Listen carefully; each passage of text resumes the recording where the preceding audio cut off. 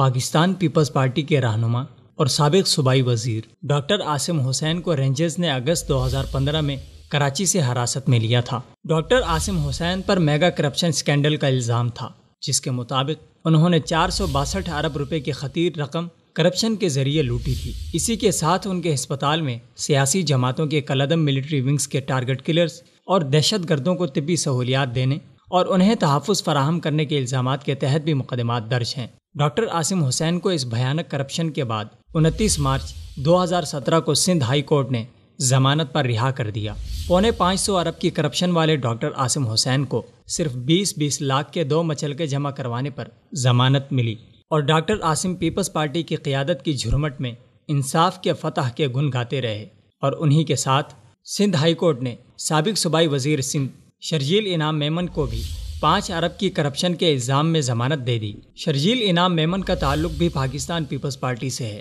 جو تقریباً 3 سال سے پاکستان سے روپوش رہے اور دبئی میں مفروری کی زندگی گزارتے رہے۔ اب آئندہ الیکشن کے قریب آتے ہی پاکستان پیپلز پارٹی اور برسر اقتدار جماعت پاکستان مسلم لیگ نون کے درمیان کسی ممکنہ بڑی ڈیل کے نتیجے میں شرجیل میمن پاکستان واپس آئے ہیں۔ اسی کے ساتھ ہی پاکستانی تاریخ میں کرپشن کے بیتاج بادشاہ سمجھے جانے والے سابق صدر آصف علی زرداری بھی پاکستان لوٹ آئے ہیں۔ شرجیل میمن اور ڈاکٹر عاصم حسین آصف زرداری کے نہایت قریبی ساتھیوں میں سے ہیں، جن میں سے ڈاکٹر عاصم حسین کے آصف زرداری اور پیپلز پارٹی کی مرکزی قیادت سے نہایت نزدیکی روابط ہیں۔ سن 2008 میں پاکستان پیپلز پارٹی کی حکومت کے قیام کے بعد ڈاکٹر عاصم کو چیئرمین نیشنل ریکنسٹرکشن بیورو تعینات کیا گیا اور سن 2009 میں سینیٹر آف پاکستان منتخب کیا گیا، لیکن سپریم کورٹ کے دوہری شہریت کے بارے میں فیصلے کے بعد سن 2012 میں انہیں مستعفی ہونا پڑا۔ مستعفی ہونے سے قبل وہ پیٹرولیم اور قدرتی وسائل کے وزیر بھی رہے، اور اس عرصے میں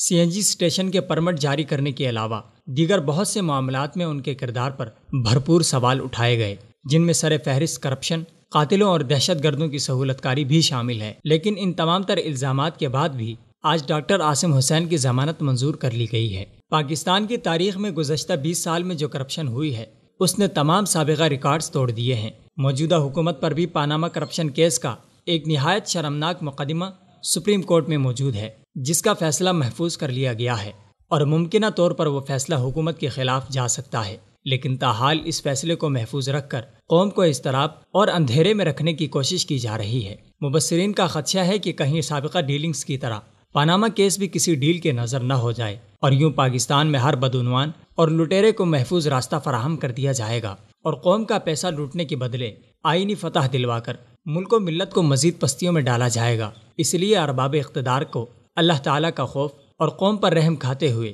قوم کے مجرموں کو قانونی گرفت میں رکھنے کی ضرورت ہے، نہ کہ انہیں اعزاز و اکرام سے نواز کر دوبارہ عوام پر مسلط کرنے کی۔